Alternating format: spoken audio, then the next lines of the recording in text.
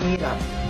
Mahirap lang ako, pero never ako naging madamot sa ibang tao. Bahay man namin ay hindi kagandahan, pero once na pumunta ka, ay akin pa rin paghahandaan. Mahirap lang ako, pero hindi ako madamot sa kapwa ko. Kung hindi ko kaya magbigay ng pera, diskarte at pakikisama ang baon-baon ko. Sa bahay namin, kapag dumalaw ka, ay ipagluluto kita. Basta meron, walang problema.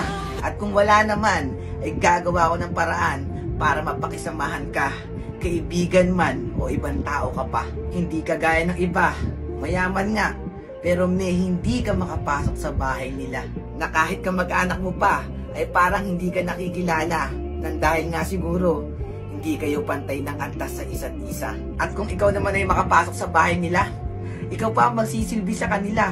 Na ani alila ka, na ani mo hindi ka dugo ang tingin nila. Kaya mga kaibigan, palagi nyo sanang pagkakatandaan na hindi masamang maging mahirap kung mabuting tao ka naman. Hindi ka man sa pera mayaman, at least sa pakikisama at napakaraming kaibigan, ay yun yung matatawag nating tunay na kayamanan.